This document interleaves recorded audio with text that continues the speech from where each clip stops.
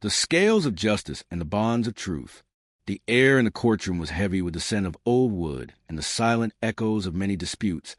But today, there was a different energy in the room. Judge Judy Justice sat behind the high bench, her eyes sharp and observant, looking down at the people who had come seeking a resolution to their grievances. The first case, number 3018, brought together two women from the city of Detroit whose lives had intersected over a dream of a perfect wedding day. Nidra Hunter stood on the side of the plaintiff, her expression a mix of lingering disappointment and a hope for fairness. Across from her was Tamika Young, the owner of a business with the grand name of Luxury Queen and Mr. Party Bus. Between them stood a story of broken promises and a chaotic reality behind a polished internet presence. The story began in the month of March, in the year 2022. Nidra was planning the most important day of her life, her wedding, which was set for October 8th of that same year. She had a vision of 30 of her closest guests traveling together, laughing and celebrating as they moved from the wedding venue to a park for photographs and then to the reception. It was meant to be a seamless experience of joy and togetherness. To make this vision a reality, Nidra searched the internet and found a Facebook page for Tamika Young's company. The page boasted the best rates for limousine services and showed videos of large, gleaming white buses that looked perfect for a grand celebration. One video in particular showed a spacious bus that seemed to accommodate exactly the number of people Nidra had in mind. In March, Nidra reached out and paid $950 to secure the service. However, as Judge Judy began to peel back the layers of the business, a different picture emerged. When the judge asked how many party buses were registered in the company name, Tamika Young had to admit the number was none. When asked how many were in her own personal name, the answer remained the same. It became clear that the business was not a fleet of luxury vehicles, but a subcontracting operation run from a kitchen table. Tamika would take the money and then call other companies to see what was available. The judge discovered a troubling detail from March 12, 2022. Around the same time Nidra was booking her bus, Tamika had told another potential customer that the large white bus shown in her advertisements was no longer available. Despite this, she allowed Nidra to believe that she would have a 30-passenger bus for her wedding. As the wedding date approached, the plan began to crumble. On September 26, just a few weeks before the ceremony, Tamika informed Nidra that there was a problem.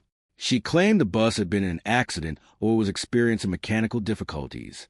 In the courtroom, the judge was quick to point out that an accident and a mechanical failure were not the same thing, and the inconsistency suggested a lack of transparency. On the day of the wedding, instead of the large luxury bus Nidra had paid for, a much smaller vehicle arrived.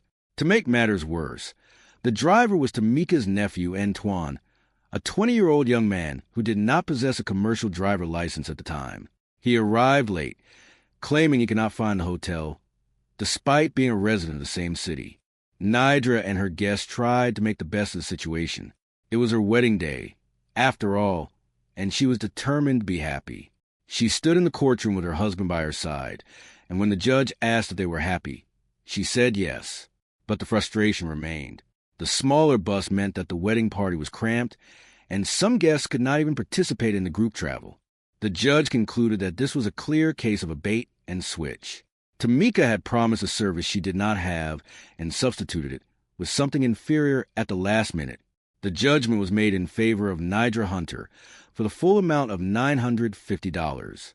As they left the bench, the lesson was clear. A business built on subcontracting without ownership is a business waiting to disappoint its customers. After the first case was adjourned, the court turned its attention to case number 3042. This matter involved a different kind of bond and a different kind of loss. Dorothy Moore was suing her former friend Jasmine James for the destruction of an all-terrain vehicle. Dorothy Moore was a woman who had turned her personal tragedy into a source of strength for others. Having lost her husband to gun violence shortly after moving to Cincinnati from Pensacola, Florida, she felt a profound sense of isolation. To combat this, she started a group called the Dirty Girl Riders in October of 2021. It was a sisterhood of women who had all lost loved ones to violence and found healing in the shared experience of riding motorcycles and all-terrain vehicles together. They participated in parades for children and events for women empowerment, wearing their colors with pride. Jasmine James had joined the group seeking that same sense of community.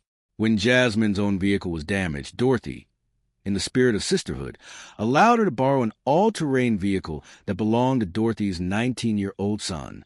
On August 16th, during a ride for peace of the communities of Cincinnati, the day took a dark turn.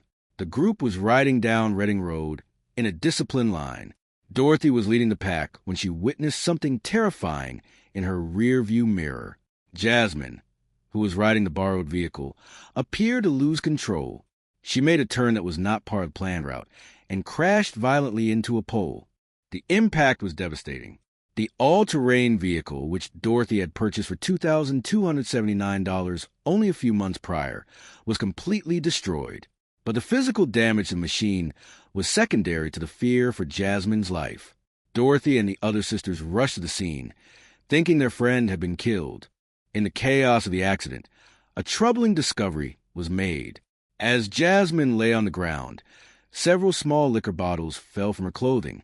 Dorothy and another witness observed these bottles scattered on the pavement. It became apparent that Jasmine had been drinking during the ride for peace, a violation of the trust and the safety of the group. In the courtroom, Jasmine tried to argue that Dorothy had caused the accident by turning unexpectedly, but the judge found this claim to be unsupported. The evidence of the liquor bottles and a text message Jasmine had sent later, promising to pay Dorothy back for the bike, pointed toward her responsibility. The judge reflected on the nature of the group. These women were riding for peace and to honor those they had lost. To have that mission compromised by reckless behavior was a deep disappointment.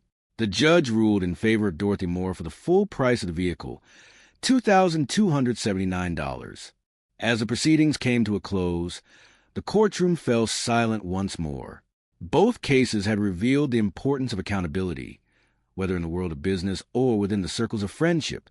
Nidra Hunter left with the money to compensate for her wedding day troubles, and Dorothy Moore left with the means to replace her son's vehicle, though the bridge of friendship had been burned. The judge stood up, her black robe billowing slightly as she moved toward her chambers. She had seen the best and worst of human intentions that day.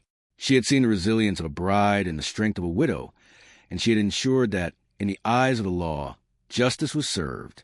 The participants walked out into the daylight, each carrying a lesson about the value of truth and the weight of their own promises. In the end, Nidra and her husband walked away hand in hand, focusing on their future together rather than the bus that never was.